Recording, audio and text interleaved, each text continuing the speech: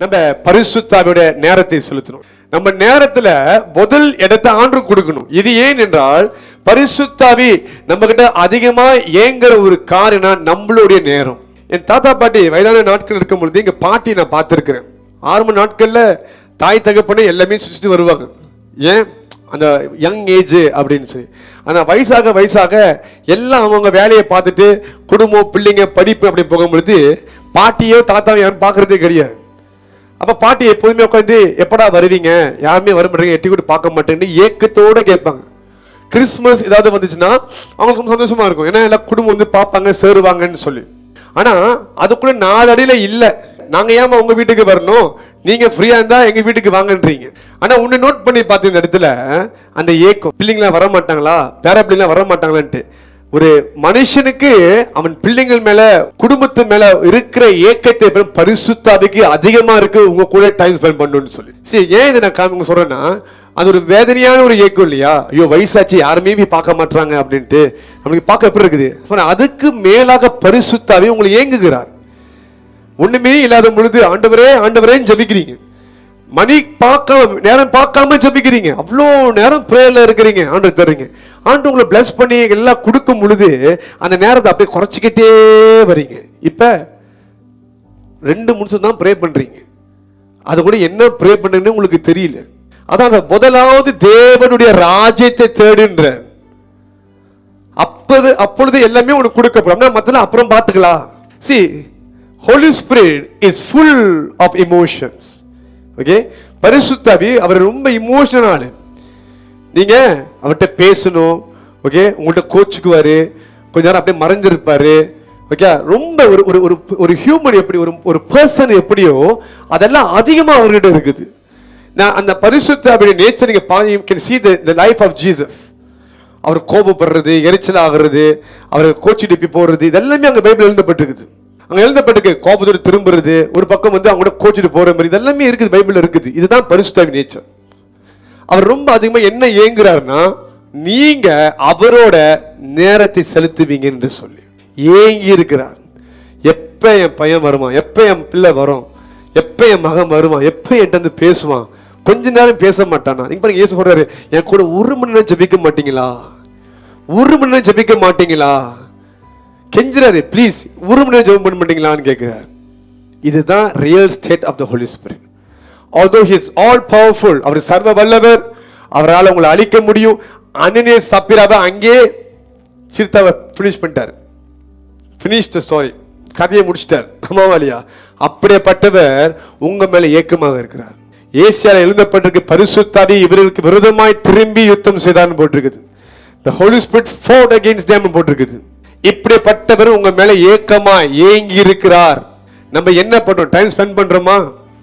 நீங்க பரிசுத்தாவிக்கு நேரத்தை செலுத்தினா தான் அவரோட மகிமை உங்க மேல உதிர்க்க ஆரம்பிக்கும். only then you can reflect the glory, you will be in the power of God. நம்ம கர்த்தரோட வல்லமையில இருக்க முடியும். இன்னைக்கு நம்ம எல்லாம் வல்லமே இல்ல, வல்லமை இல்லாத வாழ்க்கையை வாழ்றோம். மோசே பாருங்க, மலையில போயிட்டு நேரம் செலுத்தி ஜெபிச்சுட்டு வர்ற பொழுது அவன் மேல ஒரு பிரகாசம் இருக்குது. ஜனங்க பாக்குறாங்க, அவனுக்கே அது தெரியல, அவனுக்குள்ள வந்த மாற்றம் அவனுக்கே தெரியல. என்ன எல்லாம் என்னை பார்த்து பயப்படுறாங்க, எல்லாம் பார்த்து மூஞ்சி முடிக்கிறாங்க. அப்பதான் தெரியுது அவன் முகத்து கர்த்தரோட மகிமை ரிஃப்ளெக்ட் பண்ணது. Again I'm telling you, God does not keep you in secret, he rewards you publicly. நீ தனியா நேரத்தை கூட செலுத்தினா வெளியரங்கமாய் உன்னை ஆசீர்வதிப்பார். This is the nature of God. ஆண்டு எப்படி மோசேக்கு அந்த அனுபவத்தை கொடுத்தாரோ உங்களுக்கும் அதை கொடுக்க விரும்புகிறார். ஒரு சபையில உங்க போதகர் உங்களை தெரிந்து கொண்டு சில ஊழிய பொறுப்புகள் ஏன் கொடுக்குறாங்க தெரியுமா? அவங்க தனிப்பட்ட நேரத்துல ஜெபிக்கிறதுக்காக. போதகர்கள் ஜெபம் பண்ணி ஆகணும், நேரம் செலுத்தி ஆகணும். பட் நீங்க என்ன பண்றீங்கன்னா குழந்தை மாதிரி வரைக்கும் நிக்கிறீங்க. அதான் பிரச்சனை. This is what you should understand. நீ எவ்வளோ பிஸியா இருக்கலாம் ஊழியத்திலையும் வாழ்க்கையிலையும், ஜெபத்துல மட்டும் நேரத்தை செலுத்தாம பண்ணியே ஆகணும். You must spend a quality time with God. தேவனுக்கு தரமான நேரத்தை கொடுத்தே ஆகணும். ஹல்லேலூயா. ஊழியமே செய்தாலும் கூட தனிப்பட்ட உறவு அது அல்ல. ஊழியம் ஒரு பக்கம் இருந்தாலும் தனிப்பட்ட உறவு தேவன் இருந்தே ஆகணும். தனிப்பட்ட உறவு இருந்தா தான் ஊழியம் வாய்க்கும். இதெல்லாம் ஊழியம் வாய்க்காது, ஊழியம் வளராது, அப்படிதான் இருக்கும். ஸோ எப்படி நேரம் செலுத்த முடியும்? அவருக்குன்னு ஒரு நேரத்தை ஒதுக்கிவீங்க, செட் பண்ணுங்க ஒரு time. As a Christian, it is very important for us to set a prayer time. நமக்குன்னு ஒரு நேரத்தை ஆவியானவர் ஏவுகிறபடி நேரத்தை ஒதுக்கி செட் பண்ணணும். நீங்க மனசுல செட் பண்றீங்க, ஓகே இன்னைக்கு நான் 3 மணிக்கு ஜெபிக்க போறேன், 4 மணிக்கு ஜெபிக்க போறேன், காலை 8 மணிக்கு ஜெபிக்க. அந்த நேரத்துக்கு நீங்க போய் சேர்றதுக்கு முன்பாகவே பரிசுத்த ஆவி அங்க உங்களுக்கு வெயிட் பண்ணிட்டு இருப்பாரு. இதுதான் பரிசுத்த ஆவியோட வேலை. இது எங்க நம்ம பார்க்கிறோம்? யோபுடைய வாழ்க்கையில பார்க்கிறோம். வழக்கம் போல யோபு ஜெபிப்பான். அன்னைக்கு அவன் ஜெபிக்கல, ஆண்டவர் அவளோட காத்துட்டு இருக்காரு, எப்போதும் என் தாசன் வந்துருவானே ஜெபிக்கிறதுக்கு, நீங்க வரவே இல்லையேன்னு சொல்லிட்டு தேர்தல் தான் சாத்தான் வந்து நிக்கிறான். எனக்கு உண்மையை உத்தமனா இருக்கிற தாசனை நீ பாத்தியா, யோபை நீ பாத்தியா அப்படின்னு கேட்கிறாரு. அங்கதான் எல்லா பிரச்சனையும் ஆரம்பிக்குது. ஜெபத்தை ஸ்கிப் பண்ணா சோதனை வரும். Why you are repeatedly falling into the same temptation? Because you are skipping a prayer time. நீங்க கரெக்டா ஜெபிச்சு பாருங்க, விலக மாட்டீங்க. மத்திய 24:21 அங்க எழுதப்பட்டிருக்குது, விழித்திருந்து ஜெபம் பண்ணுங்க, சோதனையில விழுகாதபடி.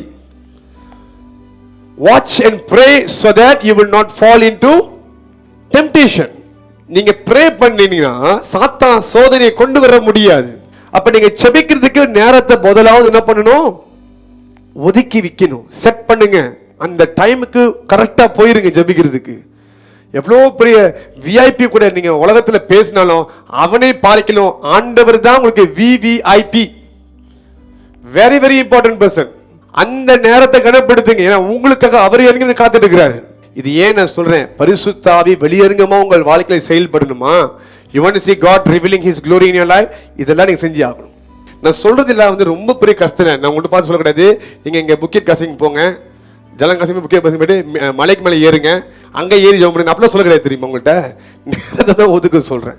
மோசியாவது மலை ஏறி ஜெபம் பண்ணான், ஓகே, எலியா மலை ஏறி ஜெபம் பண்ணான். நான் உங்கள்கிட்ட அதெல்லாம் சொல்ல கிடையாது. நான் என்ன சொல்றேன்னா, நேரத்தை செட் பண்ணுங்கன்றேன், நேரத்தை செட் பண்ணி ஜெபம் பண்ணுங்கன்றேன். It is his time, you don't rob his time. நேரத்தை கொள்ளடிக்காதீங்க. ஏன் பிரச்சனை வருது? ஏன் உங்க ஸ்பிரிட் கண்ட்ரோல் பண்ண முடியல? ஏன் கோவப்படுறீங்க? Because he didn't give him the time that belongs to him. ஆண்டவர் உங்களை நிரப்புகிறதுக்குன்னு வந்து ஒரு நேரம் நிற்பாரு. நீ அந்த நேரம் ஜெபிக்கலனா வேற ஒரு ஆவி ஆயிடும் மேல. பிசாசின் அபிஷேகம் வந்துடும்.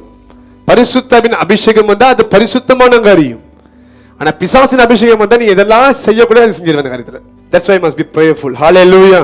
நீங்க ஜெபிக்கிற நேரத்தை செட் பண்ணிட்டீங்க. ஒரு எக்ஸாம்பிள் தரேன்.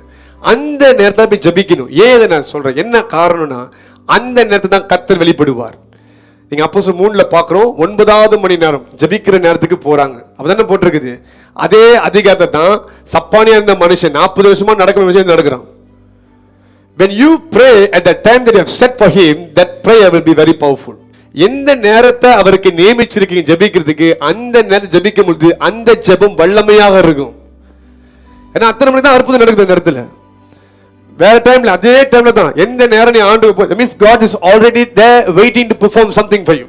ரெண்டாவது, தரமான நேரத்தை நீங்க ஸ்பெண்ட் பண்ணுங்க. அவர் கூட போய் உட்காந்துட்டு சும்மா சின்சாயா உட்கார கூடாது. யார்கிட்ட பேசிட்டு இருக்கிறோம், யார்கிட்ட நம்ம உறவாடி கொண்டிருக்கோம் தெரிந்து அறிந்து நம்ம ஜெபிக்கணும். நீங்க நல்லா யோசிச்சு பாருங்க. ஜெபிக்க போறீங்க, உங்க மைண்ட் அங்க இல்ல, எதையும் யோசிச்சுட்டு இருக்கிறீங்க. போன் ரிங் பண்ற மாதிரி இருக்குது, வைப்ரேட் பண்ற மாதிரி இருக்குது, யாரும் கது தட்டுற மாதிரி இருக்குது, யாரும் கூப்பிடுற மாதிரி இருக்குது. ஐசி நம்ம இந்த ஃபார்ம் போய் சப்மிட் பண்ணிட்டோமா, ஐசி நம்ம போய் அங்க போய் பார்த்துட்டோமா, இந்த வேலை முடிக்காம இருக்குது, ஐயோ நம்ம அடுப்பு சாத்த மறந்துட்டோம் போலுக்கு, கேஸ் சாத்த மறந்துட்டோம் போலுக்கு. இது எல்லாம் எதுவுமே நீங்க தூங்க போய் யோசிக்க மாட்டீங்க. ஜபிக்கும் பொழுதுதான் யோசிப்பீங்க. ஏன்? டிஸ்ட்ராக்ஷன். இப்ப இது எல்லாத்தையும் நீங்க யோசிச்சுக்கிட்டே ஆண்டவரே துதிக்கிறேன், நல்ல எல்லாம் செய்யுங்க அப்படின்னா இது குவாலிட்டியான டைமா?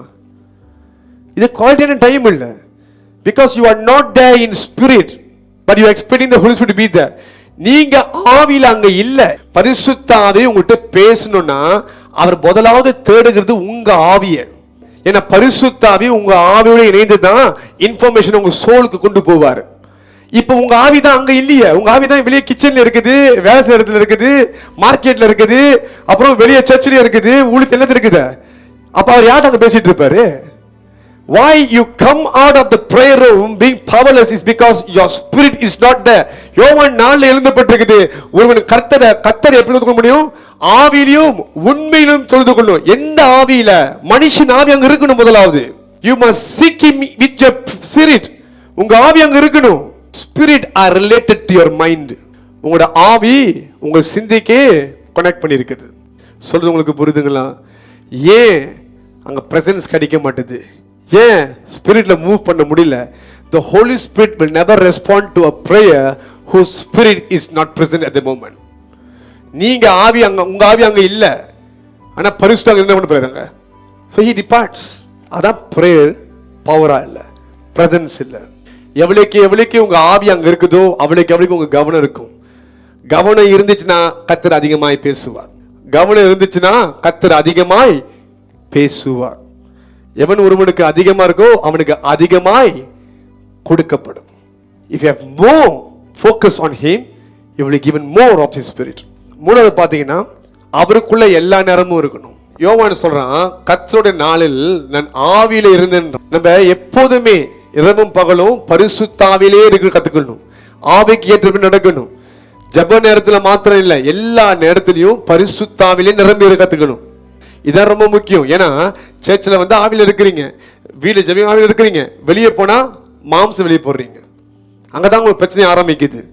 பிசாசுக்கு என்ன தேவைன்னா ஒரு வாசல் திறக்கப்படணும் உங்களுக்குள்ள நுழையிறதுக்கு. அதான் எப்பவுமே ஸ்பிரிட்குள்ளே மூவ் பண்ணணும். நீங்க ஆவியில இருந்தா தான் ரொம்ப கவனமா இருப்பீங்க. ஸோ இதுதான் நீங்க புரிஞ்சுக்கணும். எப்போதுமே எல்லா இடத்துலையும் கர்த்தரோட ஆவிக்குள்ள இருக்க கற்றுக்கொள்ள வேண்டும். ஆவியில் நடக்க கற்றுக்கொள்ள வேண்டும். மாம்சத்தில் இருக்க முயற்சி எடுக்காதீங்க. 24 hours try to be in the spirit of the Lord. அவரை அப்படின்னா அவரை துக்கப்படுத்தாத ஒரு வாழ்க்கை, அவரை வேதனைப்படுத்தாத ஒரு வாழ்க்கை, ஆவிக்கு ஏற்றபடி தேவன் சித்தத்தை செய்கிறதே உங்க குறிக்கோளா இருக்கணும்.